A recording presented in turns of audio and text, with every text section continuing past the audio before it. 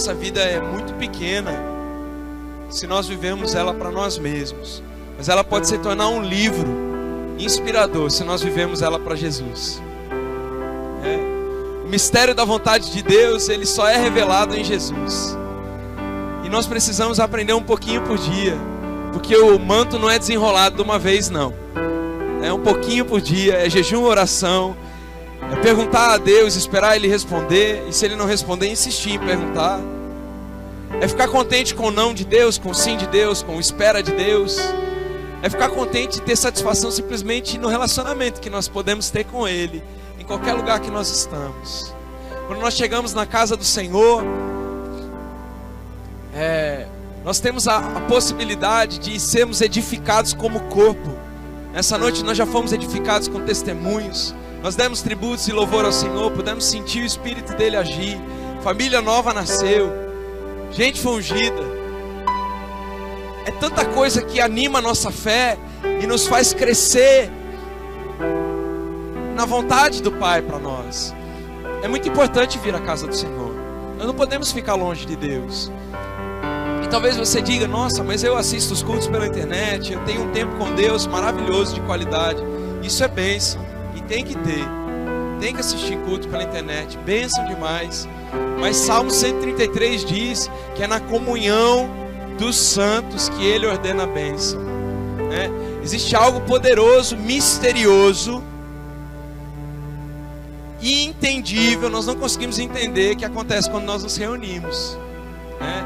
O cão vai embora, a libertação vem, a cura também.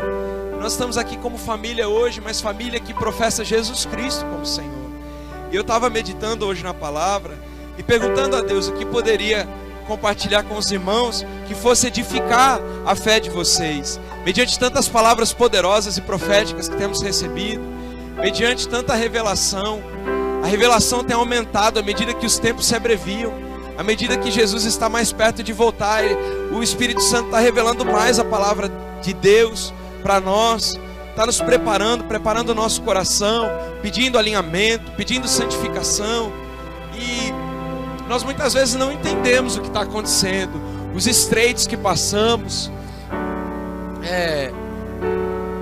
as dificuldades que temos no dia a dia, o desejo que temos de desistir, as lutas que parecem maiores do que Deus quando vem.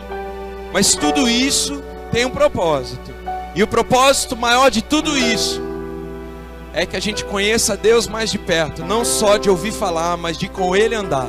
Porque quando nós experimentamos Deus, nenhum vento de doutrina nos afasta da verdadeira presença. Nenhum problema, pode ser grande, pode ser pequeno, nos afasta da presença do Senhor. Porque quando nós conhecemos Deus de verdade, nós sabemos que Ele é Pai, e que no Pai nós podemos confiar. É muito bom ser filho.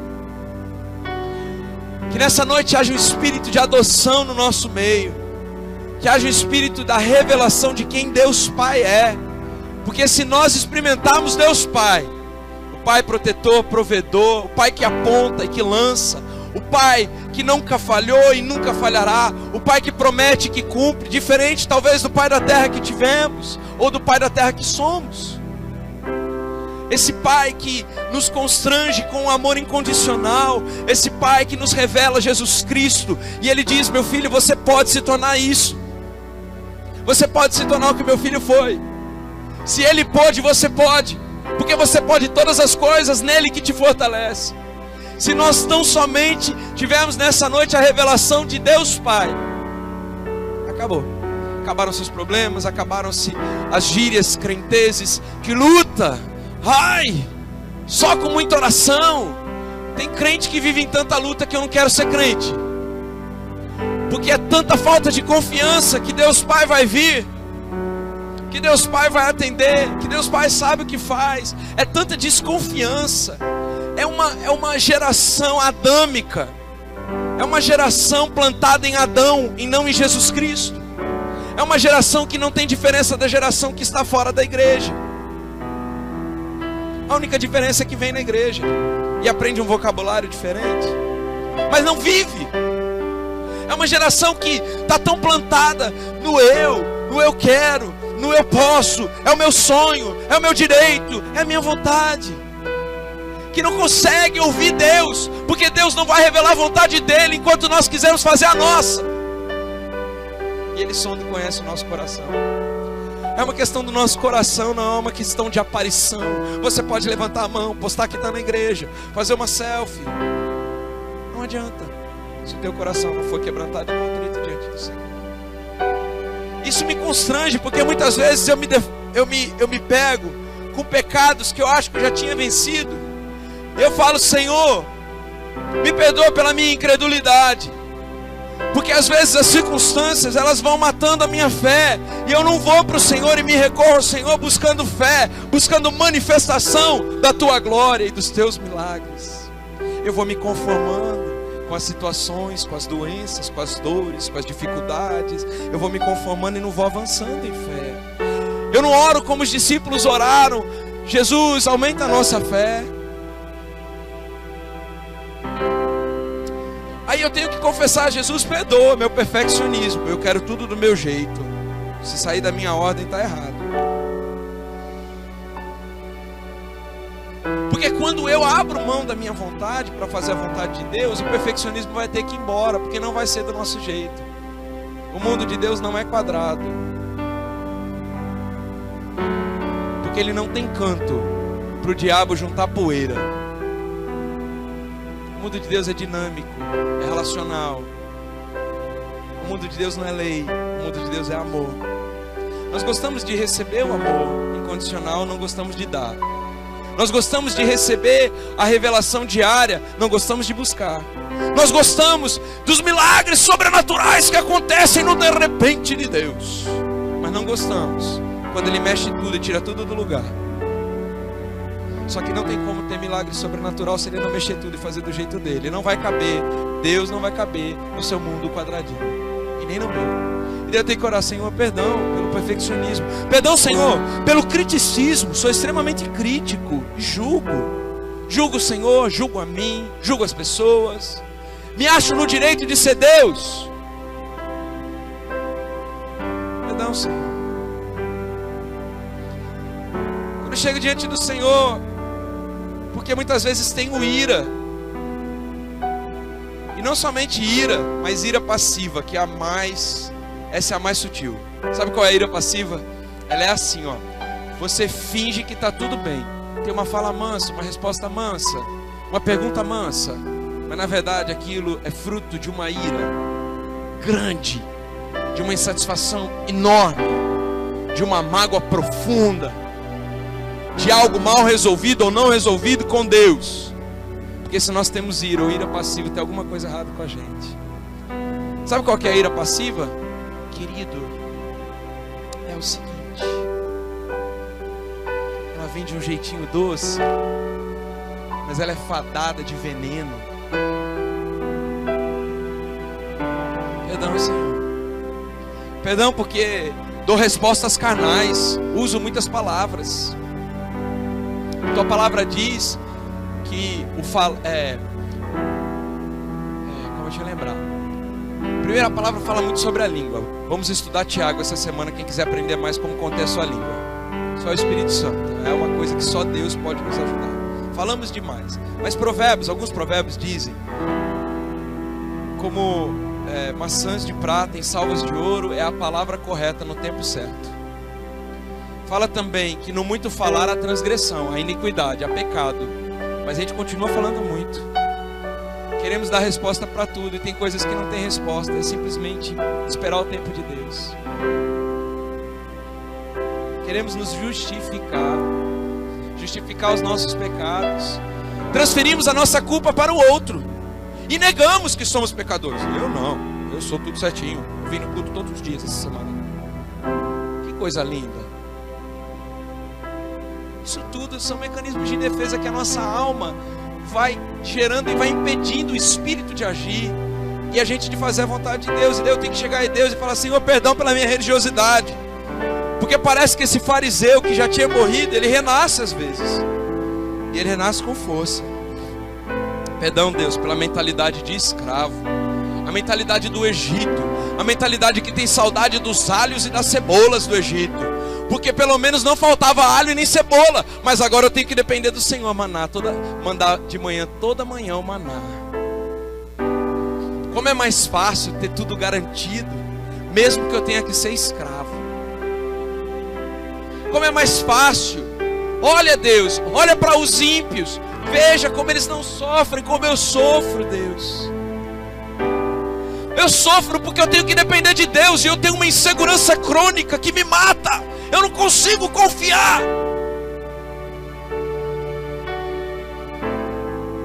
Deus, perdão porque eu ainda estou em alguns cativeiros emocionais. Eu quero ter o controle.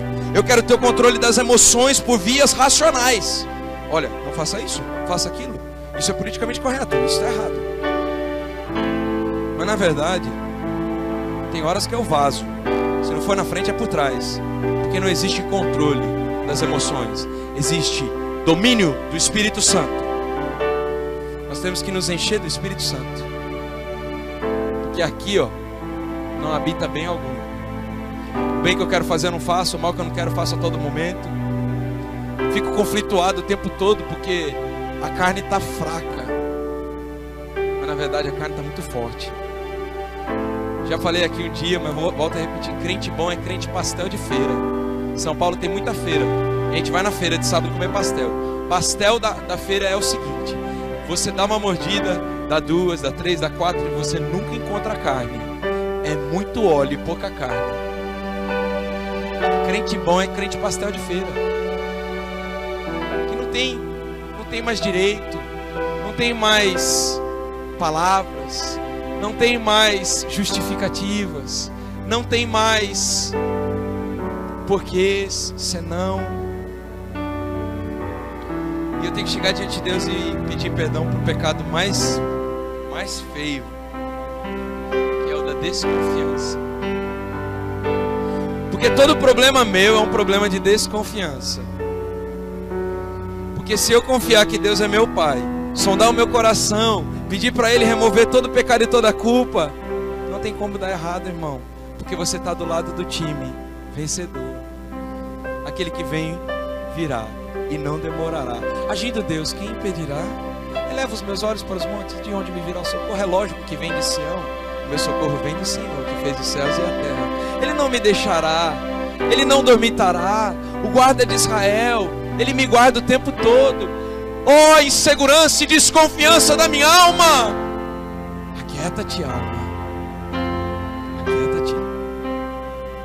Então depois que nós confessamos esses pecados e nós vamos para a revelação de quem Deus é e do que Ele pode fazer, nós percebemos que nós já somos os mais bem-aventurados da terra.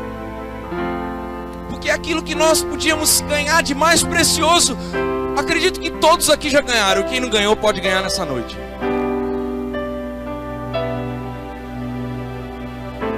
Nós não podemos ganhar nada mais precioso do que salvação. A palavra de Deus diz que não é por obras para que ninguém se glorie, não é pelo meu esforço, porque a Pecris pregou semana passada e bateu na minha cabeça a semana inteira. Tomara que bata alguma coisa na sua cabeça essa semana inteira. Esforço humano não produz a glória de Deus. Esforço humano não produz salvação. As melhores coisas da vida, esforço humano não produz. Só Deus pode produzir. Salvação é uma delas. Sabe por quê? Porque a palavra de Deus diz em Salmo 90 que você vai viver aqui uns 70, 80 anos no máximo. Quem passou disso já está de hora extra. Significa o quê? Ou é uma dádiva de Deus, ou está no hospital sofrendo. É a palavra de Deus diz isso. Que o resto é cansaço e fado. Se não for uma dádiva, por um presente dado por Deus, viver com saúde. Eu conheço pessoas de 90, 94 anos que estão como palmeiras plantadas na casa do Senhor, dão fruto na estação certa, não ficam de médico em médico, mas vivem de glória em glória.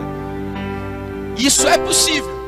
Mas quero lhe dizer uma coisa, que essa é a exceção. A regra é 70, 80 anos, apitou. E nós não pensamos nisso, porque nós achamos que nunca vamos morrer. E muitos vão muito antes disso. E nós vivemos aqui com a perspectiva da terra, quando aqui é só uma preparação para o céu. No Salmo 139, a palavra de Deus diz que Ele nos designou com um propósito eterno. Nós fomos formados na eternidade e vamos voltar para a eternidade. O que acontece é que nesse curto período de tempo, de 70, 80, 90, que se você viva muito, 100 anos, e que eu viva muito, 100 anos, nesse tempo, que é curto, um centenário, uma década, as escolhas que nós fazemos nesse tempo vão garantir ou banir a nossa entrada no céu.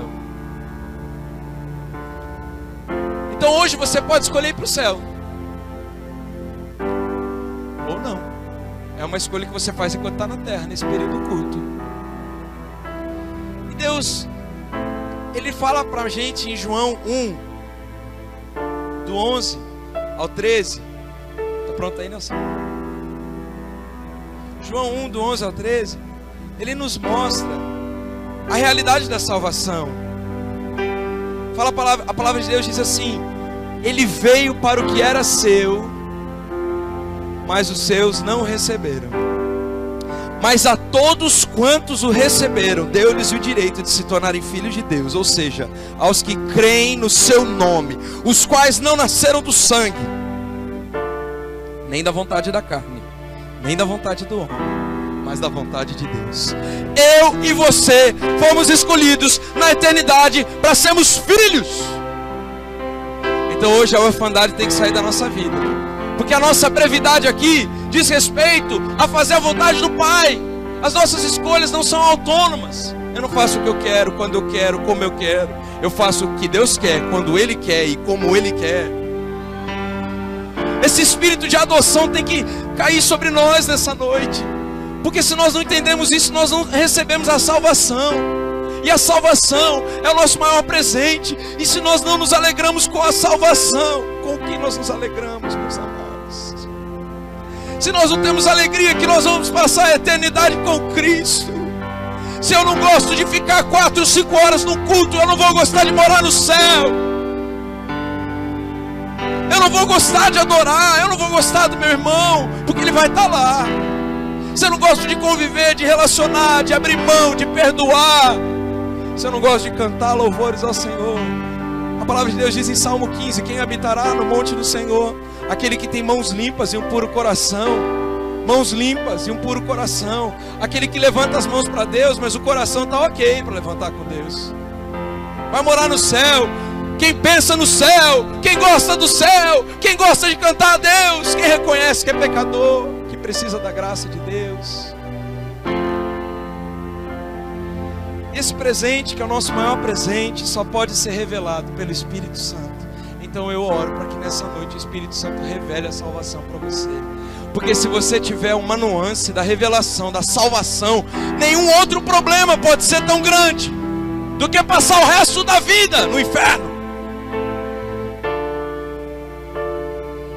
Nenhum problema pode ser tão grande, nenhum aluguel para pagar, nenhuma conta vencida, nenhum pai que abusou, nenhuma mãe que destruiu sua identidade, nenhum sonho que foi frustrado, nada, nenhum pai bêbado, nenhum estuprador, nenhum abuso, nenhum aborto, nada, nenhuma perda, nenhum roubo, nada. Se a salvação nos for revelada nessa noite, os nossos problemas se acabaram. Como que eu vivo aqui na terra, irmão? Eu não sei. Eu estou procurando entender como eu vivo aqui na terra. Estou buscando a Deus todo dia para saber como eu vivo aqui na terra. Eu também não sei. Mas se você perguntar a Ele, Ele vai te responder dia após dia. Não é como você quer. Isso eu te garanto. É como Ele quer.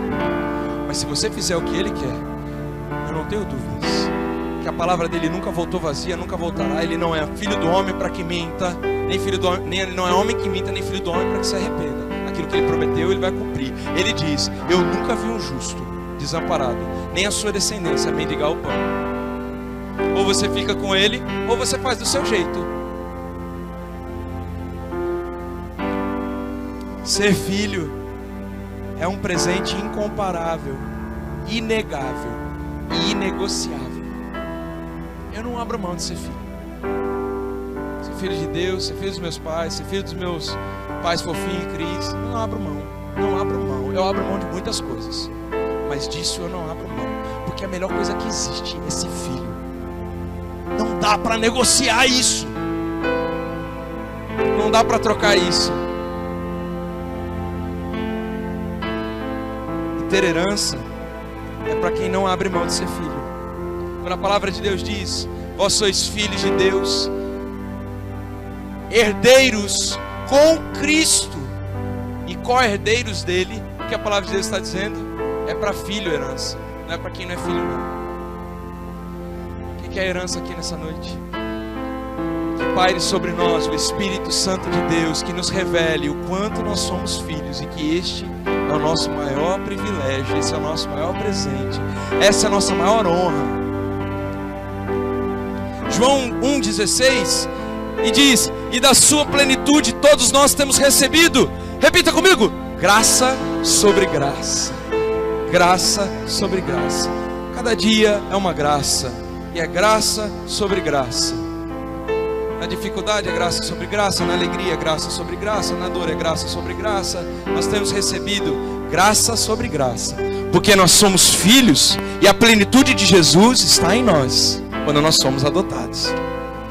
Mas tem uma outra coisa que nós podemos buscar, e que a pastora Andréia mencionou anteriormente, e que confirma a mensagem do Pai para a gente nessa noite, que está em João 1:35 ao 37. No dia seguinte, João estava outra vez na companhia de 2 dos seus discípulos. Esse é João Batista, tá? E observando que Jesus passava, disse: eis o Cordeiro de Deus. Os 2 discípulos ouviram o que ele falou e se tornaram seguidores de Jesus. Existe algo que acontece quando nós estamos no caminho e nós vemos Jesus passar. Nós nem sempre nos tornamos crentes, seguidores de Jesus. Mas quando nós entramos no caminho de Deus, de repente, na nossa caminhada, nós encontramos com Jesus e nós passamos a seguir a Ele. Nós nos inspiramos em pessoas de Deus, nós recebemos delas a mensagem de Deus, nós respeitamos a autoridade de Deus sobre a vida delas, mas tem uma hora que nós não precisamos mais de João Batista, porque nós encontramos Jesus no caminho e Ele vai nos revelando a verdade dia após dia. É o crente que não recebe a palavra só no domingo, ele recebe todo dia, porque ele já encontrou com Jesus no caminho, se tornou seguidor dele. Ele não precisa mais de um pastor ou de um sumo sacerdote para levar ele à sala do trono, porque essa fase já passou. Ele já foi alcançado por um relacionamento com o Senhor. Os discípulos de João Batista caminhavam com ele até o dia que encontraram Jesus, porque no dia que encontraram Jesus não precisavam mais seguir quem falava de Jesus, e sim começaram a seguir o próprio Jesus. Isso nos torna autônomos no relacionamento com Deus. E quanto mais autônomos nós somos no nosso relacionamento com Deus, mais dependentes nós somos de Deus, e mais nós entendemos princípio de honra e de autoridade. Isso não gera divisão na igreja, ao contrário, isso gera crescimento espiritual e avivamento na igreja, porque quanto mais com Jesus eu ando, mais eu entendo o que é resignação, o que é submissão, o que é abrir mão da minha vontade para fazer a vontade do Pai. É diferente. Não é eu tenho a palavra e começo a mandar a palavra. Não, eu tenho um relacionamento. Eu não preciso de mais nada. Eu não preciso me esconder em um cargo. Eu não preciso me esconder num título. Eu não preciso me esconder numa filial. Eu não preciso me esconder num nome, a não ser o nome de Jesus. E esse processo se chama santificação. Quando nós encontramos Jesus, nós entramos num processo de santificação. Teve um cara que eu admiro demais no Velho Testamento, que apesar dele não ter visto Jesus em carne, ele viu Jesus no verbo. O nome dele é Josué. Como vocês dizem aqui, um cara arretado, um homem de Deus, que entendia isso já, mesmo Jesus não tendo sido ainda revelado em carne. Josué 2, a palavra de Deus diz, não abre, isso. Josué 2, a palavra de Deus diz que o manto de Moisés foi passado para Josué. Josué era o líder mais novo. Como vocês sabem, Moisés não entrou na terra prometida, ele só avistou a terra prometida. E Josué tinha a incumbência de levar o povo a alcançar aquela terra prometida. Mas para ele chegar nessa terra prometida, ele ainda precisava vencer quem? Ele precisava destruir os muros de uma cidade, invadir aquela terra e fazer posse dela. Deus já tinha falado que era. Qual é o nome dessa terra? Jericó. Vem com Josué lutar em Jericó. Jericó. Jericó. Para você que acha que EBD não é importante, é muito. Eu aprendi na EBD essa musiquinha. Vem com Josué lutar em Jericó e as muralhas ruirão. Então o que acontece é que Josué, ele está imbuído dessa missão de possuir essa terra. Essa terra está cheia de gente armada. E ele faz o seguinte, Deus dá uma estratégia para ele manda espias. Deus dá estratégia para quem anda com ele. Fique esperto. Começa a ouvir do Pai as estratégias. Ter estratégia é coisa de crente.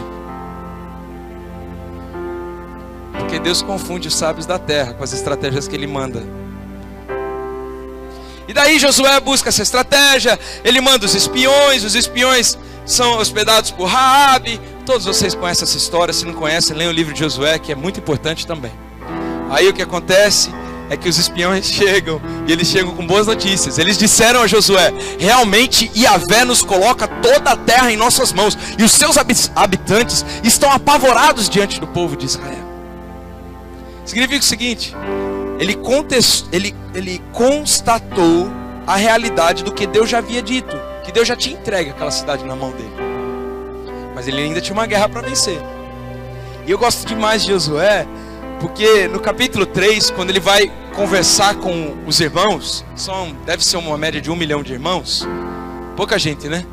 Aí ele fala assim, 3: Josué e todo o povo de Israel se levantaram, repita comigo, de madrugada. Descansar em Deus não é acordar meio-dia não, irmão.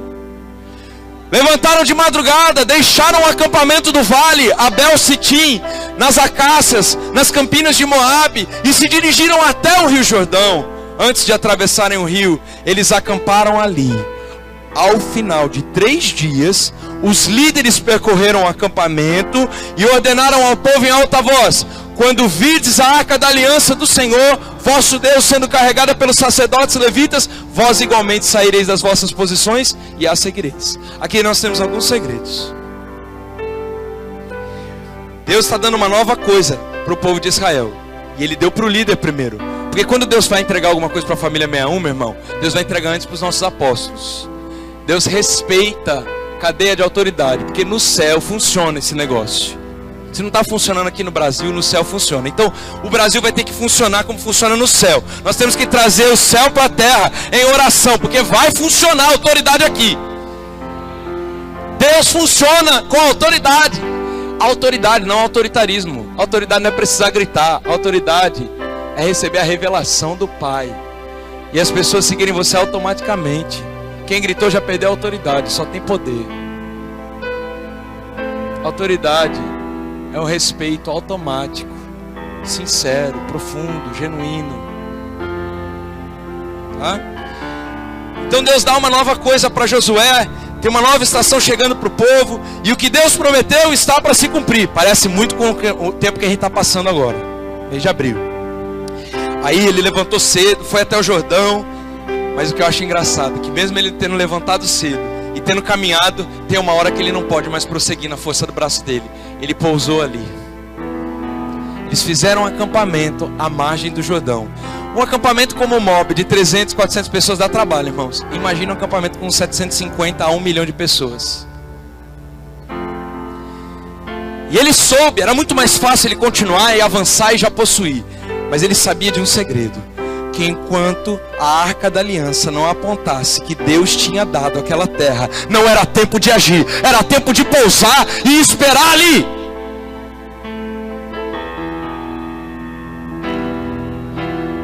Tem uma palavra que Moisés fala para o povo que eu fico muito mais impressionado, que é essa palavra que Deus está falando para a gente hoje. Próximo. É esse? Não. A fim de conheceres A fim de conheceres o caminho que é a vez de seguir, pois nunca passaste por esse caminho.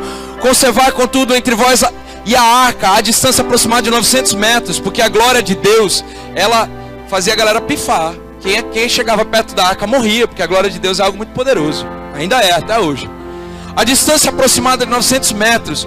Cuides para não vos aproximar dela. Josué orientou ao povo: santificai-vos, porque amanhã o Senhor fará maravilhas no meio de vós. O que Deus nos disse hoje? Santificai-vos. Deus já prometeu a terra prometida. Abril já chegou. A Páscoa, de acordo com o jubileu, está chegando, dia 24. Mas hoje, essa semana, esse mês, é tempo de santificação. Você levantou cedo? Você trabalhou? Você teve estratégia de Deus? Pare de lutar e saber que o Senhor é Deus.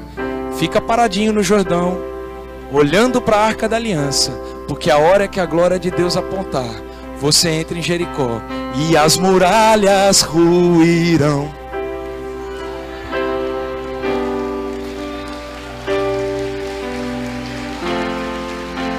Nós nos santificamos hoje para Deus fazer maravilhas amanhã.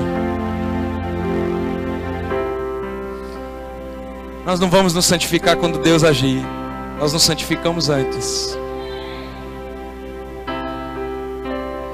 E a partir daí, nós vamos começar a entrar na palavra agora. Eu vou falar igual para a AP Cris. Estou terminando. Terminando de começar. De verdade. Nós entramos na plenitude. Romanos 15, 17 a 19. Tenho, portanto, razão para me orgulhar no Messias Jesus, no serviço que presto a Deus, porque não ousaria falar de assunto algum, senão expressamente daquilo que Cristo tem realizado por meu intermédio em palavras e ações. Isso é Paulo falando. Com o objetivo de conduzir os gentios a obedecerem a Deus pelo poder de sinais e maravilhas, e por meio do poder do Espírito Santo, de modo que desde Jerusalém e arredores até Ilírico, tenho proclamado, repita comigo, plenamente, o Evangelho de Cristo. Existe uma teoria nas ciências econômicas do investidor, a teoria do investidor. E a teoria do investidor diz o seguinte, que tem pelo menos 3 tipos de investidores. Tem o conservador, tem o moderado e tem o arrojado. O conservador não tira o dinheiro da poupança, ele quer risco zero, achando que é risco zero. Deixa eu ficar calado. Aí ele ganha menos juros, ele ganha menos na vida, mas ele não arrisca, ele põe na poupança. Aí tem o moderado, ele já consegue arriscar um pouquinho, põe num título de renda fixa, põe num CDB, né? Um título de banco, alguma coisa assim. E tem aquele arrojado que ele faz um mix de um portfólio de investimentos e ele inclui ações, e ações é muito risco. Assim somos nós crentes. Nós podemos só ter a salvação, nós podemos entrar para a santificação, ou nós podemos viver a plenitude. A plenitude tem mais riscos. Aliás, o risco é perder tudo e morrer. Já estou crucificado com Cristo, não mais vivo eu, mas Cristo vive em mim. Porque no reino de Deus a lei é perder para ganhar, é dar para receber. Então ela envolve muito risco. E nem todo mundo quer. Mas eu, como Paulo, quero viver a plenitude do Evangelho de Cristo. E eu quero que comece nessa noite. Sabe o que é plenitude? É o que Paulo está falando assim. Eu caminhei entre os gentios e conduzi eles a obedecerem a Deus. Sabe pelo quê? Pelo poder de sinais e de maravilhas. Pelo poder do Espírito Santo. Você e eu podemos estar tão cheios do Espírito Santo que os sinais e as maravilhas vão acompanhar o nosso chamado, a nossa vida, a nossa segunda-feira, a nossa terça-feira, a nossa quarta-feira, a nossa quinta e sexta e sábado e domingo. Nós podemos estar tão cheios do Espírito Santo que nós vamos viver o Evangelho da plenitude. Eu sei que não é todo mundo que quer ser arrojado, mas eu acho que tem um público aqui nessa noite. É para vocês que eu estou pregando. Existe uma plenitude que é capaz de gerar na terra o que está ligado nos céus. Ela libera o poder do Espírito Santo. E ela não atinge apenas o nosso círculo de influência. Estava ouvindo a Pecris falar, igreja na Alemanha, Portugal, gente vindo aqui, gente saindo daqui. Essa igreja está andando mais em plenitude. Porque ela está saindo de Recife, ela está indo para os arredores de uma pessoa, está atravessando os mares. E você pode ser um crente de plenitude. As obras que Deus pode fazer através da sua vida podem ficar sendo conhecidas além dos mares. Esse é o evangelho de poder do Espírito Santo. Esse poder é o poder dunamis, é um poder de explosão, é um poder que transforma. Nem todo mundo quer, tudo bem. Jesus não obrigou ninguém, mas aqueles que querem nessa noite vão ter. Amém. João 2, vamos voltar para João. João é muito legal. Aqui a gente começa a palavra. No terceiro dia houve um casamento em Caná da Galileia. A mãe de Jesus estava ali. Jesus e seus discípulos também foram convidados. Tendo acabado o vinho, a mãe de Jesus lhe disse: eles não têm mais vinho. Jesus lhe disse: mulher, em que essa tua preocupação tem a ver comigo? Ainda não é chegada a minha hora. Sua mãe disse aos serviçais: seja o que for que ele vos pedir, fazei. Estavam ali 6 jarros de pedra, que os judeus usavam para as purificações, e cada um levava 2 ou 3 metretas. Metretas, em grego, diz respeito a de 80 a 120 litros no total. Comentário da King James. De 80 a 120 litros. Quem é bom de matemática faz isso vezes 8. Vezes 6. Jesus disse aos serviçais: enchei os jarros com água, e os encheram até a borda. Então lhes disse: tirai agora um pouco e levai ao mestre-sala. E eles assim fizeram. Quando o mestre-sala provou a água transformada em vinho, não sabendo de onde viera, embora o soubessem os serviçais que tiraram a água, chamou o noivo e lhe disse: todo homem serve primeiro o bom vinho, e depois os convidados já beberam bastante, o vinho inferior é servido. Tu, entretanto, guardaste o bom vinho até agora. Com esse, deu Jesus princípio a seus sinais em Caná da Galileia, manifestou a sua glória, e os seus discípulos creram nele. Deixa eu dizer uma coisa. Jesus, ele tinha acabado de sair do deserto. Se você for para João, não vou ler não, viu? Não vou ler não. Mateus 4, 1 e 2, rapidamente. Jesus foi então conduzido pelo Espírito ao deserto para ser tentado pelo diabo, e depois de jejuar 40 dias e 40 noites ele teve fome. É assim que começa o ministério de Jesus: jejum e oração. Santificai-vos. Próximo. Então ordenou-lhe Jesus: vai-te, Satanás, porque está escrito: ao Senhor teu Deus adorarás e só a ele servirás. Assim o diabo deixou, e eis que vieram os anjos e o serviram. Jesus inicia seu ministério. Domingo nós vamos falar assim: arreda-te, Satanás. Você que segurava minhas finanças, você que segurava o povo de Deus de prosperar, você que segurava a minha saúde, porque nós vamos entrar em jejum e oração hoje. O nosso ministério de plenitude vai começar hoje. Jesus entra nesse mistério do deserto, de santificação. Depois, passa para mim o próximo, por gentileza, o 12. Jesus, entretanto, ouvindo que João estava preso, voltou para a Galileia. Então Jesus está na Galileia, acabou de sair de jejum e oração, não está esperando fazer nenhum milagre, não tinha planejado na cabeça dele: eu vou para a Galileia fazer milagre. Ele foi lá por uma outra causa. Ele queria ver João, que estava preso, porque estava sendo perseguido pelo Herodes da época. Ele queria a cabeça de João, tanto que teve, né? João Batista morreu decapitado, e a cabeça dele foi exposta, não é? Isso é uma outra história, um dia a gente conversa. Só que Jesus, ele está passando na Galileia, e a mãe dele fala: ô Jesus, que bom que você chegou para Galileia, nós vamos ter um casamento para ir. E ele assim: mas Maria, tá bom, vamos lá, vamos nesse casamento. Eu acho que devia ter uma comida boa, né? Jesus queria ter relacionamento, Jesus queria amar as pessoas. Eu vou para Galileia, vou nesse casamento. E de repente acaba o vinho no casamento, e a Maria chega para Jesus e diz: Jesus. Ela não chama ele de filho, ela diz: Jesus, acabou o vinho. E Jesus diz: mulher, não chegou a minha hora. Mulher é um termo respeitoso, segundo o comentário da King James. É um termo respeitoso para chamar uma dama, uma mulher. Não é como tipo, ô mulher! Estava retado, não. Ele só falou, calma, chegou a minha hora, madame. Mas de repente Maria fala assim para os servos que estavam ali servindo, os garçons: faz o seguinte, tudo que ele mandar você fazer, você faça.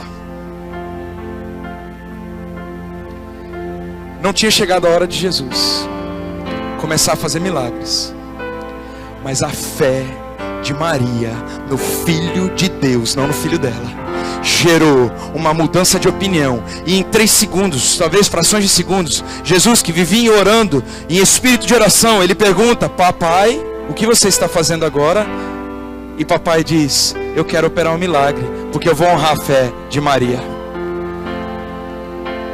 E naturalmente Jesus manda encher de água. E a palavra de Deus não mostra nenhum sensacionalismo. Ele não faz assim, abracadabra, venha cá. Porque milagre bom é milagre que o povo grita depois que acontece, não para acontecer. Milagre bom é feito em silêncio. Tem um milagre acontecendo exatamente agora, na sua vida e na minha vida, mas ele está em silêncio. Domingo que vem nós vamos celebrar ele. Eu acho interessante que Maria, ela fala assim: o que ele te pedir, faça. O que ele te pedir, faça. Ela tinha convicção de que Jesus podia pedir um absurdo. Jesus podia pedir para todos eles cuspirem no chão. Jesus podia pedir uma coisa totalmente fora do costume da época. Jesus podia pedir qualquer coisa. Era para eles fazerem. Jesus pode te pedir qualquer coisa, faça. Jesus pode pedir qualquer oferta, dê.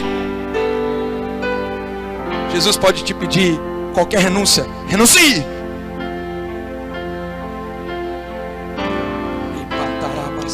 Tem milagre acontecendo aqui. Esse ponto de virada Maria estava cheia de fé, e essa fé adubou a atmosfera espiritual e invocou a concordância do céu na terra. Deixa eu contar só um segredo para você, só um segredinho. Próximo, por favor, Nelsinho. Mateus 13:58. Pegar assim. Jesus não realizou ali muitos milagres porque faltava fé naquelas pessoas. Onde havia incredulidade, Jesus não podia performar milagres. Existe incredulidade hoje no seu coração, existe hoje no meu coração. Nós precisamos matar essa incredulidade, porque isso pode impedir o milagre de Deus. Jesus já tinha se santificado, ele estava em jejum e oração. Nós estamos falando de um Jesus que tinha orado e jejuado por 40 dias, tinha sido tentado, mas resistiu ao diabo, e o diabo teve que fugir da sua presença. João 5, nós vamos ver um outro segredo, 16 até o 27. Por essa razão os judeus perseguiam Jesus e tentavam matá-lo, porque ele estava fazendo essas coisas durante o sábado. Mas Jesus respondeu a eles: meu pai continua trabalhando até agora, e eu também estou trabalhando. Por isso os judeus ainda mais procuravam matá-lo, porque não somente violava o sábado, mas também dizia que Deus era o seu pai. O diabo tem um grande problema quando você fala que Deus é seu pai, viu? Fazendo a si próprio igual a Deus. Retomando a palavra, ele explanou: Jesus, em verdade vos asseguro que o filho nada pode fazer de si mesmo, mas somente pode fazer o que vê o pai fazer, pois o que este fizer, o filho semelhantemente o faz, porque o pai ama o filho e lhe mostra todas as coisas que realiza, e maiores obras do que estás lhe mostrará, para que vos maravilheis. Pois assim como o pai ressuscita os mortos e os faz viver, assim também o filho dá a vida a quem ele desejar. Isso prova que Jesus teve uma oração no momento em que Maria primeiramente fala para Jesus que acabou o vinho, até o momento em que ele decide fazer o milagre e torna a água em vinho. Jesus só faz aquilo que ele vê o Pai fazer. Existe todo o tempo no relacionamento de Jesus e no Pai um relacionamento de intimidade. Ele está perguntando: Pai, o que é que você está fazendo aqui? Chegou minha hora de começar a trabalhar? Porque assim, eu acabei de voltar do deserto, eu só vim dar uma visitadinha em João, que está na prisão. Vai ter horas na nossa vida que a gente vai estar indo no mercado, e o pai vai dizer: essa caixa, eu quero salvar ela. Aí você vai obedecer ao Pai e ver o milagre acontecer. Vai ter horas na sua vida que você vai estar indo para a igreja, e quando chega na igreja, você não trouxe nada além do seu coração, e o Pai vai dizer: eu preciso do seu coração. E você diz: tá bom, Pai, é seu. A hora que você sai da igreja, Ele testa o seu coração. Daí você que tinha entregado Ele na igreja precisa continuar com essa entrega que você havia feito, porque daí veio o milagre. O tempo todo Jesus caminhava nessa unidade. Os céus movem a terra, e a fé faz com que o tempo de Deus mude. Você sabia que Deus pode mudar o tempo dele hoje, se Ele encontrar fé no seu coração? O desejo do Pai é abençoar. O caráter de Deus é amor, é dar. Deus, Ele não tem amor, Deus, Ele é amor. Quem se aproxima dele é encharcado pelo amor. Mas eu preciso ter fé, eu preciso me santificar, e eu preciso de mais uma coisa. Nossa última referência, Salmo 90.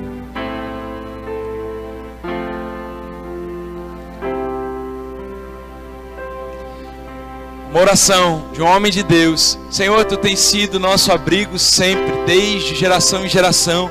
E antes que se originassem os montes e formasses o universo e a terra, de eternidade a eternidade, Tu reduzes o ser humano ao pó, afirmando: retornar ao pó, filhos dos homens. Verdadeiramente 1000 anos aos Teus olhos são como o dia de ontem, que já passou, e como as poucas horas das primeiras vigílias da noite. Próximo. Versículo 12.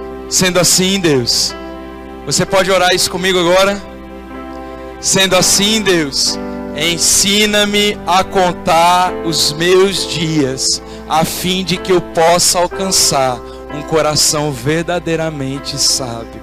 Existe um tempo de Deus, e para aqueles que acreditam na palavra de Deus, existe um tempo de Deus chegando, de mudanças. Existe um tempo novo que paira sobre nós, e Deus disse: santificai-vos. Aquele que tem ouvidos ouça o que Deus diz à igreja. Existe algo da parte de Deus para nós. Fique com a palavra e não com as circunstâncias. Fique com a palavra, não com a sua opinião. Fique com a palavra, não com os seus direitos. Nós ativamos a nossa fé nessa noite.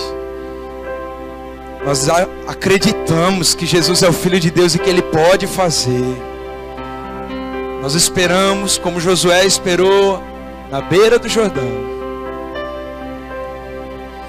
E quando a arca da aliança apontar, quando a presença de Deus vier, nós vamos nos mover e conquistar a terra prometida.